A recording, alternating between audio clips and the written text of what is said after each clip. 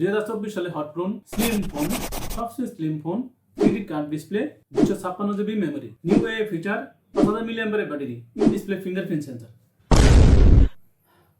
হাঁপিয়ে গেলাম কিন্তু আসলে এতদিন এই ফোনটার এত ভালো বা এত প্রশংসা শুনে গুগলে সার্চ দিয়ে দেখলাম এই ছবিটা, তাই আর আপনাদের মাঝে রিভিউ না নিয়ে আসলে বা রিভিউ না নিয়ে আসার লোভটা সামলাতে পারলাম না, তাই আপনাদের সামনে চলে আসলাম। আসসালামু আলাইকুম, সবাই ভালো আছেন? আপনারা দেখছেন আপনাদের চ্যানেল গেজেট বাঙালি এবং সাথে আছি আমি মোহাম্মদ আলমগীর হোসেন। আপনারা যারা আমার চ্যানেল নতুন দেখতেছেন বা আমার চ্যানেলে ভিডিওটা নতুন আপনার সামনে আসছে, তারা অবশ্যই আমাকে সাবস্ক্রাইব করে আমার চ্যানেলটাকে সাবস্ক্রাইব করে আমাকে সাথে থাকবেন এবং ভবিষ্যতের জন্য অনুপ্রেরণা যোগাবেন আশা করি।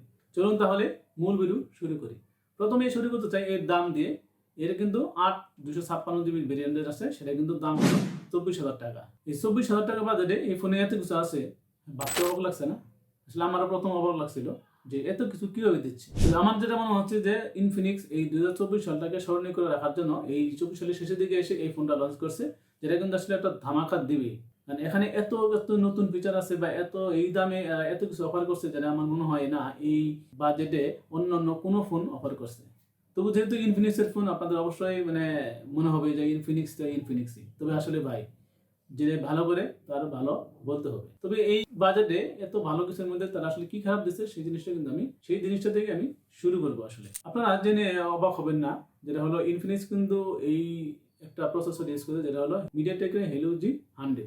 এটা কিন্তু এই ইনফিনিক্স হট 50 সিরিজের এর আগে যে দুইটা ভার্সন আছে সেখানে কিন্তু ইউজ করছে। এটা কিন্তু এই প্রসেসরে 3 নম্বর ফোন ইনফিনিক্সের। এখন ইনফিনিক্স মিডিয়াটেকের উপরে কি ভালোবাসা আসলে বলতে পারি না, তবে আমি আশা করব 2025 সালের জন্য ইনফিনিক্সের জন্য স্ন্যাপড্রাগনের সাথে একটা বন্ধুত্বপূর্ণ সম্পর্ক তৈরি করতে পারে। যদি আমি দেখতে চাই 2025 সালে প্রথম ফোনটা যেন স্ন্যাপড্রাগন প্রসেসর দিয়ে হয়।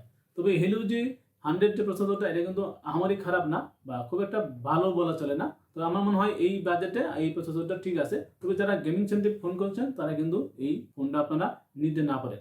তবে আমার মনে হয় এই ফোনটা যারা নেবেন তারা এই ডিজাইন বা আউটলুকিং এর জন্যই এই ফোনটা আপনি নেবেন। তো ডিজাইনের কথা যদি আসলে, তবে তাহলে বলে এই ফোনটা কিন্তু বডি কিন্তু প্লাস্টিকের এবং ফ্রেমটা প্লাস্টিকের। এখানে কিন্তু সামনে কিন্তু ইউজ করা হয়েছে গ্লাস। তবে এটা কিন্তু 3D কার্ভ ডিসপ্লে বা 3D কার্ভ ফোন। তো অবশ্যই এই 24,000 টাকা বাজারে যারা কার্ভ ফোন চাচ্ছেন তারা কিন্তু এই ফোন নিতে পারে।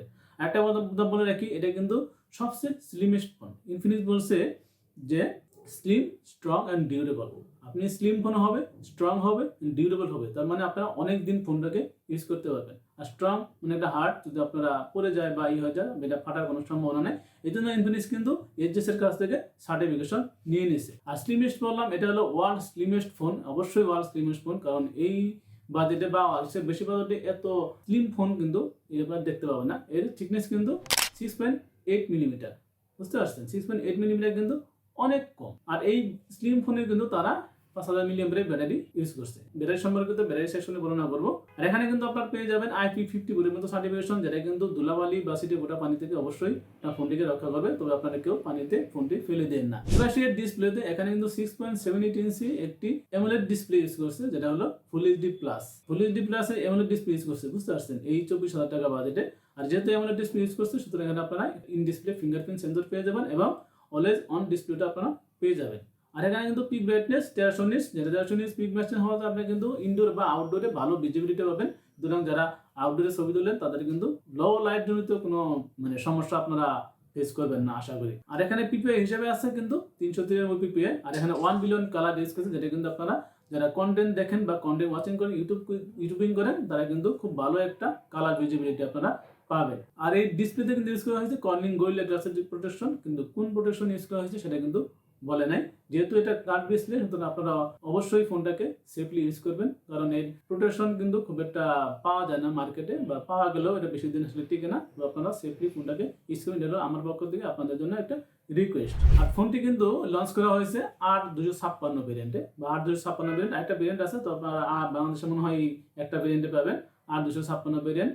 এখানে যে র্যামটা ইউজ করা হয়েছে সেটা কিন্তু LPDDR4S, আর যে স্টোরেজটা ইউজ করেছে এটা কিন্তু UFS 2.2। ইনফিনিক্সকে অবশ্যই ধন্যবাদ, এখানে তারা UFS 2.2 স্টোরেজ টাইপটা ইউজ করছে। আরেকটা কথা সেটা হলো, এখানে কিন্তু আপনারা একটা এক্সটার্নাল মেমোরি কার্ড ইউজ করার জন্য একটা স্লট পেয়ে যাবেন, যেটা কিন্তু আপনারা 1 টেরাবাইট পর্যন্ত আপনারা মেমোরি এক্সটেন্ড করতে পারবেন। আর ফোনটি কিন্তু লঞ্চ হয়েছে অ্যান্ড্রয়েড 14 ভার্সনে। এই আগে কিন্তু এই 14 সালে কিন্তু অ্যান্ড্রয়েড 14 ভার্সন চলে যাচ্ছে, এটা কিন্তু বলার কিছু নাই। আর এখানে কিন্তু ইউআই হিসেবে পাবেন ইনফিনিক্সের একটা নর্মাল ইউআই। এই ইউআইটা কিন্তু ইনফিনিক্স হট 50 বা হট 50 প্রো যেটা আছে সেটার মতোই আপনারা ইউআই পেয়ে যাবেন, খুব একটা তফাৎ কিন্তু এখানে পাবেন না। এবার আসি এর ক্যামেরায়। এর ক্যামেরাও কিন্তু ইনফিনিক্সের হট 50 প্রো যা আছে সেটার মতোই ক্যামেরা পেয়ে যাবেন। এখানে 50 মেগাপিক্সেলের একটা মেইন সেন্সর পেয়ে যাবেন, যেটাতে কিন্তু আপনার মোটামুটি ভালো ছবি তুলতে পারবেন। আর এখানে ফ্রন্টে কিন্তু 13 মেগাপিক্সেলের একটি ক্যামেরা পেয়ে যাবেন। আর এর যে ব্যাক ক্যামেরা আছে বা মূল ক্যামেরা আছে, এটাতে কিন্তু আপনারা সর্বোচ্চ 2K তে 30 এফপিএস ভিডিও করতে পারবেন, 1080p তে 60 এফপিএস ভিডিও করতে পারবেন। তবে এখানে কিন্তু ক্যামেরাতে তারা কিছু কিছু নতুন ফিচার ইউজ করছে, যেটা কিন্তু প্রোতেও ইউজ করেছিল, এখানে কিন্তু ইউজ করছে। সবচেয়ে মজার বিষয় যেটা আমার কাছে ভালো আছে, সেখানে কিন্তু আপনারা ডুয়েল মোডে ভিডিও করতে পারবেন। যারা মনে মধ্যে ব্লগিং করেন বা ভিডিও করতে পছন্দ করেন, তাদের জন্য কিন্তু এই জিনিসটা খুবই হেল্পফুল হবে। এখানে কিন্তু আপনারা ফ্রন্ট এবং ব্যাক সাইডে একসাথে ভিডিও করতে পারবেন, যেটা জিনিসটা আমার কাছে খুবই ভালো লাগছে। এখানে কিন্তু নিউ এআই ফিচার ইউজ করছে, যেটা কিন্তু আপনারা মনে করেন যে যদি আননেসেসারি কোনো জিনিস আপনার ছবিতে উঠে যায়, সেটা কিন্তু আপনারা স্মুথলি রিমুভ করতে পারবেন। এই জিনিসটা আমার কাছে খুব ভালো লাগছে।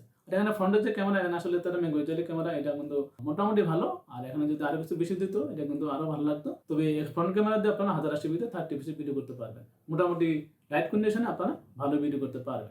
আর এখানে কিন্তু তারা ইউজ করছে 5000 মিলিঅ্যাম্পিয়ারের ব্যাটারি। এই স্লিম ফোনে কিন্তু তারা 5000 মিলিঅ্যাম্পিয়ারের ব্যাটারি দিয়েছে, এটা কিন্তু অবশ্যই একটা ভালো দিক। আর এখানে কিন্তু চার্জ করার জন্য 33 ওয়াটের চার্জার পেয়ে যাবেন, এটা একটা ভালো দিক। তবে এখানে আরেকটা জিনিস ইউজ করছে, যেটা ওই আগেরগুলোতে না, সেটা কিন্তু এখানে রিভার্স চার্জিং সিস্টেম। আপনার 10 ওয়াটের রিভার্স চার্জিং সিস্টেম পাবেন, যেটা কিন্তু এই ফোন দিয়ে 10 ওয়াটে অন্য ফোন চার্জ করতে পারবেন। যদি আপনার দুইটা ফোন আছে এবং আপনার একটা কেবল আছে, সেক্ষেত্রে আপনারা এই ফোন থেকে অন্য ফোনে চার্জটা করতে পারবেন। আর এখানে কিন্তু বাইপাস চার্জিং সিস্টেম আছে, যেটা কিন্তু ইনফিনিক্সের নতুন আবিষ্কার। এর আগেও কিন্তু ইনফিনিক্স এই বাইপাস চার্জিং সিস্টেমটা দিয়েছিল। আর এখানে কিন্তু JBL এর ডুয়েল স্টিরিও স্পিকার পাবেন, যেটা কিন্তু আসলে অবশ্যই একটা ভালো দিক। এই জায়গাটা কিন্তু ডুয়েল স্টিরিও স্পিকার আমার কাছে ভালো লাগছে। তবে যদি এখানে ডুয়েল স্টিরিও স্পিকার দিচ্ছে, এখানে কিন্তু আপনারা হাই ভলিউমে ডিস্টরশন পাইতে পারেন, সুতরাং আপনারা 85 বা 90% আপনারা অবশ্যই ভালো একটা স্মুথ পারফরমেন্স পাবেন স্পিকারে। আর এখানে NFC পেয়ে যাবেন এবং আর আদার্স সেন্সর, সেটাও কিন্তু আপনারা ভালোই পেয়ে যাবেন। এবার সেই ফোনটা আপনারা কারাগারে কিনবেন এবং কারাগারে কিনবেন না।